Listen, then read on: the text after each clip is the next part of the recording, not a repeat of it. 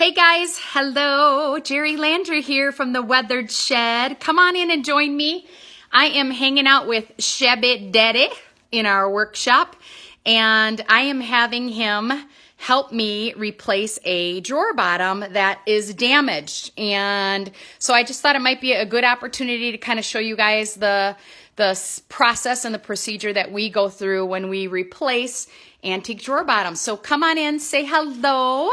Let me know where you're tuning in from on this kind of overcast afternoon. But let me flip the camera around so I could show you a couple things as far as what I am talking about. Hey, Julie. Hello. All right. So this is the dresser that we're working on. This drawer here, the bottom was worn, and I want to show you guys why that is and what happens. So as you can see here, they have these antique stopper slides, they kind of help prevent like the drawer from going all the way back, but also what happens is over time they end up wearing on the bottom of the actual drawer, and they cause these indentations, and I want to show you. So this is the underside of the one that we're working on, but what they had done is they actually just reversed, they flipped it inside out and turned it around, so you can see that was a problem early on. So this is the actual inside of the drawer right now. So it looks a little yucky, right? And so we're gonna go ahead and replace it. So say hello, Shabby Daddy. Can you believe, you guys? He's just such a great sportsman here to help me out with this. Okay, so on the bottom here, we have, it's actually nailed in here at the back side. So Shabby Daddy's just gonna pull those nails out, and we're gonna, this should slide right out, because as you guys can see, there's grooves here for that board just to go in there, right? So first things first, safety. Safety. Number one. Yeah, Always safety. have safety glasses on. Absolutely, safety first. So basically what happened was they took this out and they brought the drawer bottom out further, and they just nailed it in. So I loosened these up a little bit, and I'm just gonna pull them out some more. And then I'm going to pull them out with a needle nose. Piece of cake. Piece of cake. So this one is a little bit different. Sometimes there'll be nails, small finishing nails all the way down the rail that hold this in, or these things can be glued in. Not so much on the older dressers. They're usually slid in like this and nailed or pinned. So basically I got all those out. I should be able to pull this right out of there. Awesome. Perfect. So now we see that we've got obviously the bad board that we'll use as a template. I'll put this one to the side. Hello, Ellen. Hello, Julie.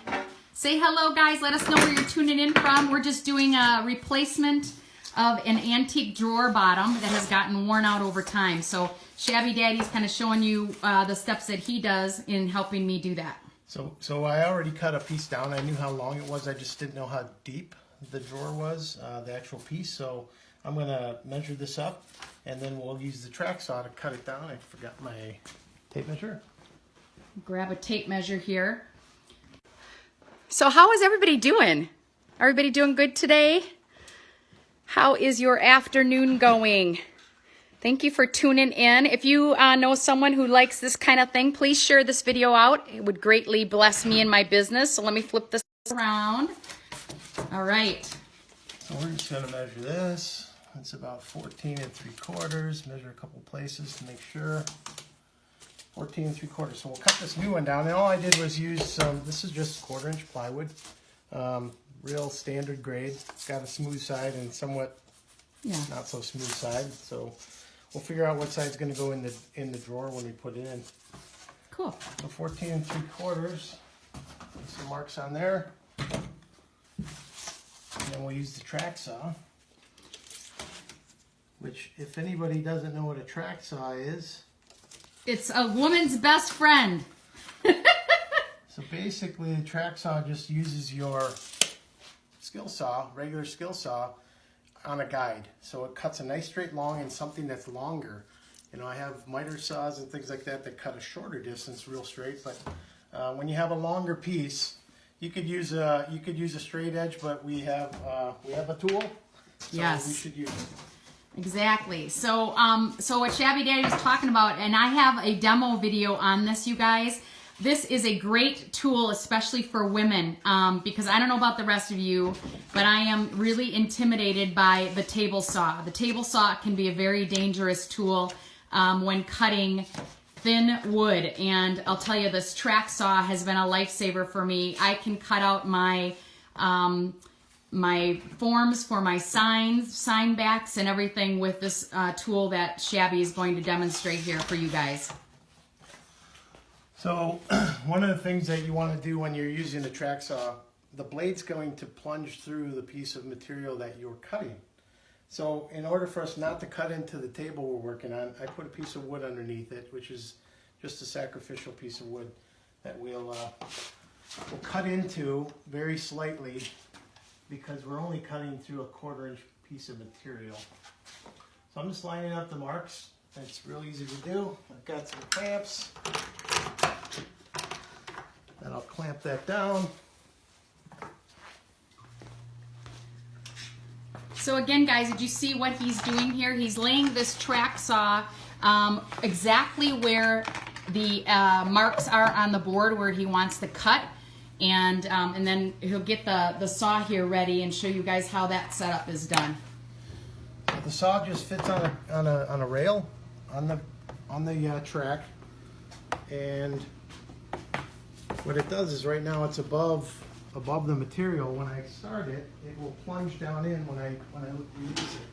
So see this right here, guys? This is the track, and it just glides right along this, and it is amazing. It's so easy to use, but I'm so glad that we made an investment into this tool. So if you make your own wood signs and you like to use this like 1/4 inch backing or even a little thicker backing, it's great for that.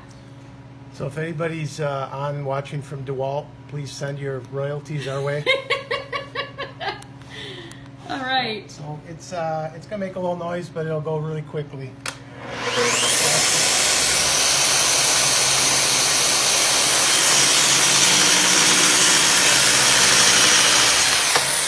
That's it. Can you guys believe how quick that was? Now you guys saw the sawdust shooting out the back end.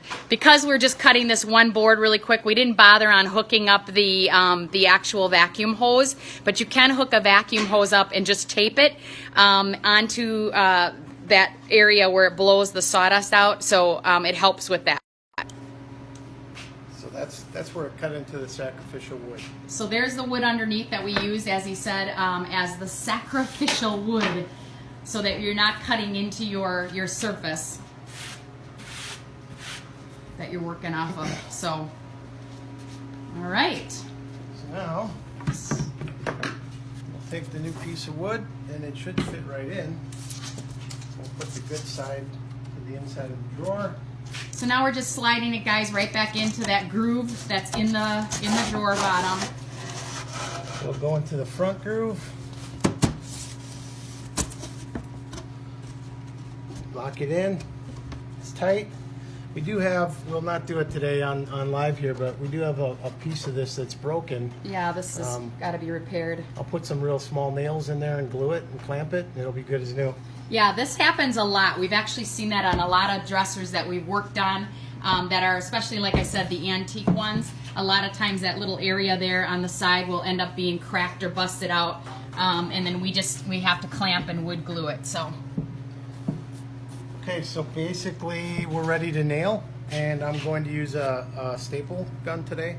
I think it's got half inch or 5/8 long staples, and I'll just nail that staple the bottom board right into the back of the back upright of the drawer, and it'll be secure.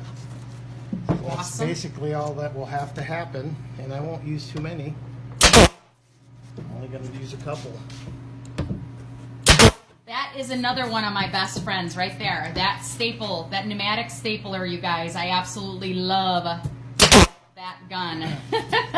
And there you have it. So we just tacked it into 3 places. Now it's nice and secure. And we have a brand new drawer bottom. Isn't that awesome? Any questions, you guys? That's how quick and easy that is. Isn't that cool? Anybody have any questions for us on anything, any of the tools that we used? Let us know if you're watching the replay. Thank you for tuning in. Thanks, Julie. Yeah, Shabby Daddy's a hoot. Yeah, we should get royalty. We have a lot of DeWalt tools in this workshop. Oh my gosh. You never heard of oh my gosh, that track saw is amazing, Ellen. It's amazing, amazing. And I wish I could say that I have an affiliate link to post for you guys. Maybe I need to contact them about it, because I do absolutely love it and recommend it for any women that cut wood. It's absolutely a great tool to use, so you don't have to worry about that alligator, crocodile table saw tool, because that is scary to me. Hey, Roxanne. So anyway, so that's it, right, Shabby? That's it. We are done. We are ready to rock and roll. I need to get a second coat of paint on this baby. This is the one I'm doing in navy blue. It's called In the Navy, and it's a color by Dixie Belle. But I'm looking forward to finishing her up and then showing you guys the final product. So thank you guys for tuning in. Have a great rest of your afternoon, okay?